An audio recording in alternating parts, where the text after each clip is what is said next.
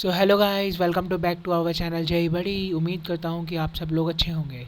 तो स्टार्ट करते हैं एक नई और धमाकेदार वीडियो के साथ। ये वीडियो का टॉपिक रहेगा dos and don'ts for JEE mains 2025। देखिए, बहुत क्लियर बात मैं पहले ही बता दूं कि हम अभी अप्रैल अटैम्प्ट के बारे में बात नहीं कर रहे हैं। हम अभी जनवरी अटैम्प्ट के बारे में बात कर रहे हैं। और चलिए स्टार्ट करते हैं। जन अटैम्प्ट के लिए अभी बस 4 महीने बचे हुए हैं, तो 4 महीने में कैसे क्या करें सब लोग सोच ही रहे होंगे। तो सबसे पहली बात, क्या क्या करना चाहिए। तो देखो भाई, मैं तुमको एक बहुत क्लियर बात बताता हूँ। जेईई मेंस एक ऐसा एग्ज़ाम है जो तुमसे एक टॉपिक कवरेज मांगता है और हाई प्रिसीजन मांगता है। तो तुमको बहुत ज़्यादा स्कोर करने की ज़रूरत रहती है मेंस में। मैं नहीं बोलूँगा कि नहीं रहती है, रहती है। क्वेश्चंस इजी रहते हैं, टफ भी रहते हैं और मॉडरेट भी रहते हैं। But it depends on you कि तुम कर पा रहे हो या नहीं कर पा रहे हो। तो मान लो अगर कोई ईजी क्वेश्चन है, वो तुमको आता नहीं है क्योंकि तुमने वो पढ़ा ही नहीं है कभी, इसलिए तो तुमको तब दिक्कत पड़ेगी। तो इसलिए ये बेटर रहता है कि जेईई मेंस में तुमको सिलेबस कवरेज और टॉपिक कवरेज बहुत अच्छे से होनी चाहिए, जिससे तो कोई इजी क्वेश्चन आ जाए तो तुम इजीली बना लो। जेईई मेंस के लिए इतना डीप में पढ़ना ज़रूरी नहीं है। अगर तुम इजी और मॉडरेट क्वेश्चन ही कर लेते हो तो तुम्हारा बेड़ा पार हो जाएगा। बट दिक्कत यह है, तुमको इजी और मॉडरेट क्वेश्चंस भी नहीं आते क्योंकि तुम्हारा टॉपिक ही कवर नहीं है वो वाला। तो वो दिक्कत करता है। और देखा जाए तो यार देखो, टॉपिक कवरेज बोर्ड्स के लिए भी बहुत इंपॉर्टेंट होती है। और बाकी टॉपिक कवरेज देखो हर चीज़ में इंपॉर्टेंट तो है ही। अगर तुमको कोई भी टॉपिक आता होगा थोड़ा बहुत, तो तुम इसका इजी क्वेश्चन बनाने के चांसेस बढ़ जाते हैं। देखो, बहुत बार होता है बच्चे, लाइक एक मैं एग्जांपल देता हूँ फिज़िक्स का। फिज़िक्स में एक चैप्टर आता है एटम्स एंड न्यूक्लियाई। भाई वो चैप्टर से इतने सवाल आते हैं, इतने सवाल आते हैं कि वो चैप्टर ऑलमोस्ट ऑलमोस्ट पूरी फिज़िक्स एक पेपर का 20% कवर करता है। 20% हो गया 5 सवाल। तो हाँ, उस चैप्टर से 4 से 5 सवाल बहुत ईजिली आते हैं, बहुत ईजिली। और उस चैप्टर को करना बहुत इंपॉर्टेंट। तब भी कुछ बच्चे मैं देखता हूँ उस चैप्टर को छोड़ जाते हैं और फिर वो बाद में स्ट्रगल करते हैं ना। उस चैप्टर से बहुत ज़्यादा टफ सवाल आता है, सवाल ईजी रहता है, पर तब भी बहुत दिक्कत पड़ती है। तुम चाहो तुम बोलोगे फिजिक्स, मैथ्स में देख लो भाई। मैथ्स में एक चैप्टर है कॉम्प्लेक्स नंबर। कॉम्प्लेक्स नंबर से 3 सवाल भाई आने कहीं नहीं जा रहे हैं, 3 सवाल आते हैं कॉम्प्लेक्स नंबर से। उसके बाद भी तुम कॉम्प्लेक्स नंबर छोड़ोगे तो तुमको दिक्कत पड़ती है। मैं ये नहीं बोलूँगा कॉम्प्लेक्स नंबर बहुत ईजी है, बट हाँ, बेसिक नॉलेज होनी चाहिए। तो देखो भाई लोग, केमिस्ट्री में सबसे इंपॉर्टेंट है एनसीईआरटी। एनसीईआरटी का घोटा करके पी लो। बहुत क्लियर बात है, एनसीईआरटी अगर अच्छे से है तो केमिस्ट्री, ना जेई कहीं दूर जा रहा है ना बोर्ड्स कहीं दूर जा रहा है। तुमको पता होगा कि पिछले लाइक 2024 जेई मेंस के जनवरी 27 का जो शिफ्ट 1 आई थी, उसका कट ऑफ बहुत हाई गया था। उसका कट ऑफ हाई जाने का जो सबसे बड़ा रीज़न था वो यही था कि उनकी केमिस्ट्री प्यूरी एनसीईआरटी बेस्ड थी। एनसीईआरटी में भी बिल्कुल ईजी। तुम सोच सकते हो भाई, उन्होंने ये पूछ लिया था देखे कि इसमें से कौन सा हेलो एल्केन है। ये तुमको पहले चैप्टर में पढ़ाया जाता है। तो भाई देखो, केमिस्ट्री एनसीईआरटी घोटा करके पी लो, क्योंकि जब इजी देना होता है तो मेंस वाले एनसीईआरटी उठा के छाप देते हैं। मेंस के देखो हर साल 10 सेट बनते हैं, मान लो। तो उन 10 सेट में भाई जो तुम्हारा होता है कि क्वेश्चन कहाँ से उठाना है, तो सोर्स तो एक ही है ना। जो भी हर चीज़ का सोर्स एक है, बट उसमें से उठा के 10 पेपर बनाने हैं, हर पेपर में 30 सवाल देने हैं। तो उनको 300 सवाल देना है। और पिछले इतने सालों से चल रहा है तो रेपिटेशन रहता है मेंस में। बिल्कुल एग्जैक्ट सवाल कभी नहीं आएगा, बट हाँ, थोड़ा डिजिट चेंज करके या कुछ करके। तो इम्पॉर्टेंट रहता है कि तुम पीवाईक्यूज़ कवर कर लो। बट भाई तुम इतने सारे पीवाईक्यूज़ कहाँ से कवर करोगे। तो इससे बेटर है कि देखो, केमिस्ट्री में तो एनसीईआरटी करके जाओ, बहुत हेल्प मिलेगी तुम्हें। और तुम बोर्ड्स वाले हो तो तुम एनसीईआरटी पढ़ोगे ही, उसको थोड़ा और अच्छे से पढ़ लो तो जेई की भी एनसीईआरटी हो जाती है। तो देखो, और मैं मानता हूँ केमिस्ट्री तो हो ही गई तुम्हारी। और फिर फिज़िक्स की जहाँ तक बात आती है, फिज़िक्स भाई बहुत ज़्यादा प्रेडिक्टेबल है। मैंने अभी जैसा बोला कि 30 क्वेश्चन आते हैं एक पेपर में और 10 पेपर बनते हैं। 300 सवाल देने हैं भाई। सिलेबस लिमिटेड है, सिलेबस अनलिमिटेड नहीं है, कंटेंट लिमिटेड है फिज़िक्स में। तो तुम भाई अगर तुम देखोगे तो फिज़िक्स में ना रिपीटिशन बहुत चलता है और कुछ स्पेसिफिक टॉपिक्स हैं उनसे बहुत सवाल आते हैं। मतलब तुम ये मानो 30 में से मोटा मोटा तुम 20 सवाल तुम प्रेडिक्ट कर सकते हो। 20 नहीं, चलो 15 तो तुम प्रेडिक्ट कर सकते हो पहले से कि हाँ, इस टॉपिक से सवाल आएगा। उसके बारे में भी हम आगे की वीडियोज़ में बात करेंगे कि कौन सा टॉपिक से कितने सवाल आते हैं, क्या होता है। देखो, फिक्स्ड कुछ नहीं होता, थोड़ा बहुत ऊपर नीचे होता रहता है। तुम मानोगे नहीं, मैंने लास्ट 29 साल के जेई मेंस के पीवाईक्यूज सारे लगा रखे हैं, पीवाईक्यूज प्लस पेपर्स। तो यार मैं इसमें ये बहुत क्लियर, तुम देखोगे तो मैं एक ट्रेंड आता है निकल के कि इसमें से इतने क्वेश्चन, इसमें से इतने क्वेश्चन आने निश्चित, मतलब फिक्स्ड है। तो अगर तुमको वो ट्रेंड पता होगा तो तुम अपनी चैप्टर वाइज प्रायोरिटीज़ पहले से ही डिसाइड कर पाओगे। देखो, मैं तुम अभी से बैठ के तुम 29 साल की पीवाईक्यूज तो नहीं कर सकते, ये बात तुम्हें भी पता है, मुझे भी पता है। तो भाई तुमको कैसे पता चलेगा। भाई तुम चिंता मत करो, अभी आगे वीडियोज़ आएंगे मैं तुमको सब बताऊंगा कि इस चैप्टर से इतना रहता है, इस चैप्टर से इतना रहता है। तुम अभी किसी चीज़ की चिंता मत करो, सब कवर हो जाएगा। मैं सच में ये बात बोलता हूँ कि 99 परसेंटाइल स्कोर करना टफ़ है, ज़रूर टफ़ है, बट एक अच्छी परसेंटाइल स्कोर करना बिल्कुल भी टफ़ नहीं है। टफ़ मतलब ईजी भी नहीं है और टफ़ भी नहीं है, मॉडरेट। अगर तुम अभी काम करते हो, तुम्हारे पास 4 महीने हैं, अगर 4 महीने तुम अच्छे से अपना 100% देते हो तो कोई बहुत बड़ी चीज़ नहीं है अच्छी परसेंटाइल स्कोर करना। और देखो देखो केमिस्ट्री में तो मोस्टली एनसीईआरटी ही रहती है। कहीं कहीं मैं मानता हूँ देखो 10 में से 1 या 2 पेपर बहुत हिली हुई केमिस्ट्री आती है। ऐसी आती है कि भाई बनती नहीं है भाई, बच्चों पे बहुत बुरा हाल हो जाता है। तो भाई देखो उसका तुम अभी कुछ नहीं कर सकते, बट बेयर मिनिमम मान लो। देखो तुम बोर्ड्स वाले हो, मेरी जो स्पेसिफिक ऑडियंस है वो बोर्ड्स वाली है। तो बेयर मिनिमम यार मैं तो यही मानता हूँ कि तुम लोग अभी अभी अपना एनसीईआरटी पे फोकस करो। एनसीईआरटी अच्छे से करो, एनसीईआरटी से सवाल आए तो वो नहीं छूटना चाहिए। और बाकी फिज़िक्स में तो देखो वही है, मैंने तुमको बताया ही अभी। चलो आगे चलते हैं। देखो तुम्हारे स्कूल के एग्ज़ाम्स आ रहे हैं और तुम्हारे पास इतना टाइम नहीं होगा कि तुम उनको अलग अलग दे सको। तो यार देखो अपना टाइम ना कहीं भी वेस्ट मत करो, अपना टाइम बहुत वाइजली स्पेंड करो और उसको सबसे इफ़ेक्टिव वे में यूटिलाइज़ करने की कोशिश करो। क्योंकि देखो ये तुम्हारी लाइफ का सबसे ज़्यादा एसेंशियल टाइम है। हर चीज़ का देखो एक प्रोसेस होता है, तुमको उस प्रोसेस पे ट्रस्ट करना पड़ेगा। तुमको अभी लगता होगा मैं क्यों कर रहा हूँ, मैं मतलब ये जो चीज़ कर रहा हूँ उसका रेलिवेंस क्या है। देखो बस हर चीज़ को ट्रस्ट करते रहो, हर चीज़ के प्रोसेस पे। हमने भी करा था, तुम्हें भी करना ही पड़ेगा, तभी तुम कुछ कर पाओगे। तो उस चीज़ पे ट्रस्ट करो और ये सोचो कि हाँ तुम एक जो डेस्टिन हो, तुम एक अच्छी लाइफ जीने के लिए बने हो और सब कुछ। तो उसके लिए तुमको वर्क हार्ड करना ही पड़ेगा, चाहे कुछ भी हो जाए।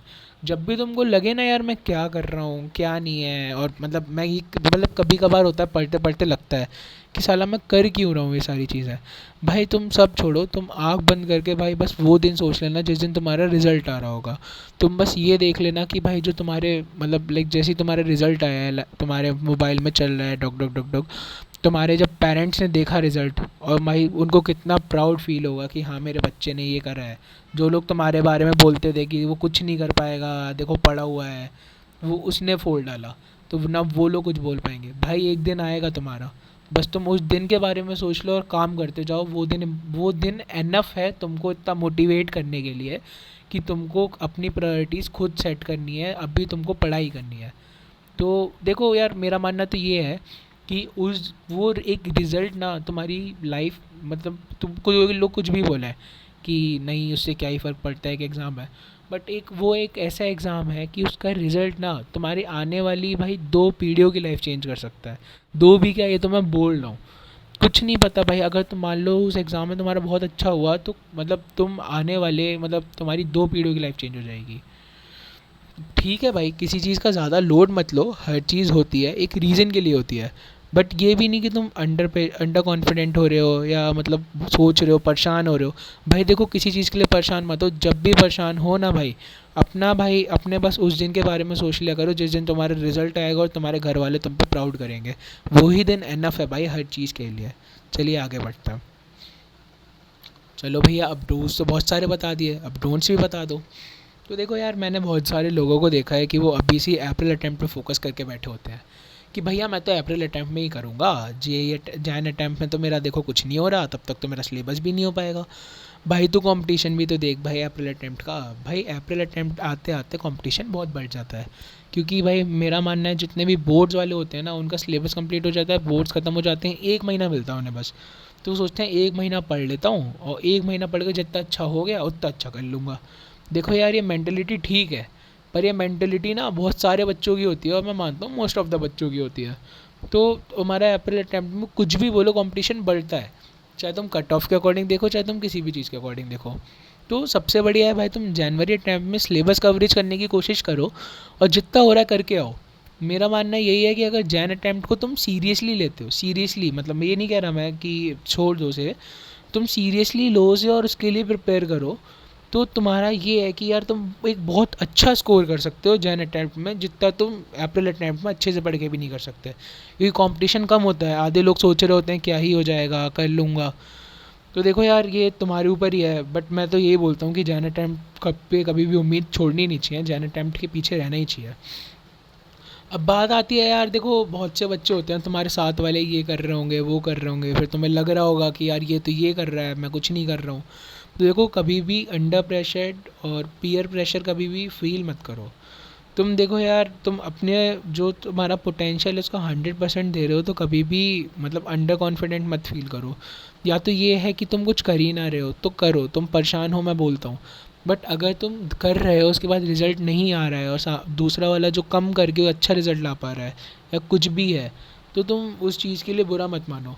देखो देखो तुम्हारे स्कूल के एग्ज़ाम्स आ रहे हैं और तुम्हारे पास इतना टाइम नहीं होगा कि तुम उनको अलग अलग दे सको। तो यार देखो, अपना टाइम ना कहीं भी वेस्ट मत करो, अपना टाइम बहुत वाइजली स्पेंड करो और उसको सबसे इफ़ेक्टिव वे में यूटिलाइज़ करने की कोशिश करो। क्योंकि देखो ये तुम्हारी लाइफ का सबसे ज़्यादा एसेंशियल टाइम है। हर चीज़ का देखो एक प्रोसेस होता है, तुमको उस प्रोसेस पे ट्रस्ट करना पड़ेगा। तुमको अभी लगता होगा मैं क्यों कर रहा हूँ, मैं मतलब ये जो चीज़ कर रहा हूँ उसका रेलिवेंस क्या है। देखो बस हर चीज़ को ट्रस्ट करते रहो, हर चीज़ के प्रोसेस पे। हमने भी करा था, तुम्हें भी करना ही पड़ेगा, तभी तुम कुछ कर पाओगे। तो उस चीज़ पे ट्रस्ट करो और ये सोचो कि हाँ, तुम एक जो डेस्टिन हो, तुम एक अच्छी लाइफ जीने के लिए बने हो और सब कुछ, तो उसके लिए तुमको वर्क हार्ड करना ही पड़ेगा, चाहे कुछ भी हो जाए। जब भी तुमको लगे ना यार मैं क्या कर रहा हूँ क्या नहीं है, और मतलब मैं ये मतलब कभी कभार होता है पढ़ते पढ़ते लगता है कि साला मैं कर क्यों रहा हूँ ये सारी चीज़ें, भाई तुम सब छोड़ो, तुम आँख बंद करके भाई बस वो दिन सोच लेना जिस दिन तुम्हारा रिज़ल्ट आ रहा होगा। तुम बस ये देख लेना कि भाई जो तुम्हारे मतलब लाइक जैसे ही तुम्हारा रिज़ल्ट आया है तुम्हारे मोबाइल में चल रहा है डॉक डॉक डॉक डॉक, तुम्हारे जब पेरेंट्स ने देखा रिज़ल्ट, और भाई उनको कितना प्राउड फील होगा कि हाँ मेरे बच्चे ने ये करा है।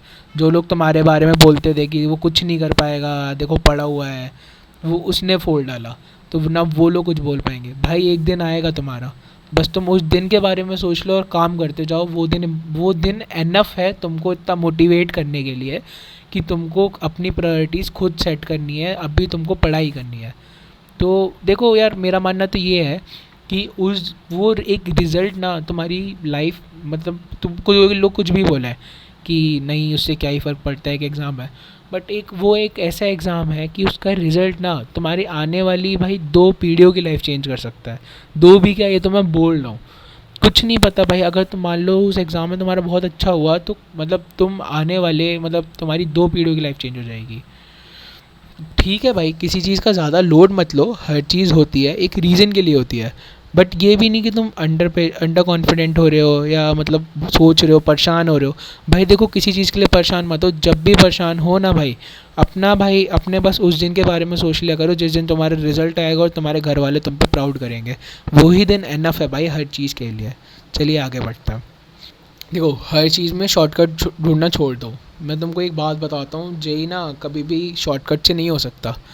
अभी थोड़ा टाइम रुको, तुम्हारे पास बहुत सारे, मैं मानता हूँ बड़ी बड़ी कोचिंग्स वाले हैं, क्रैश कोर्स लेके आते हैं, crash course for JEE, crash course हम तुम्हारा सारा सिलेबस कवर कराएंगे और ये सब। देखो भाई मेरा मानना तो यही है, जो 1 साल में नहीं होता भाई वो 3 महीने या 2 महीने में नहीं हो सकता कभी भी।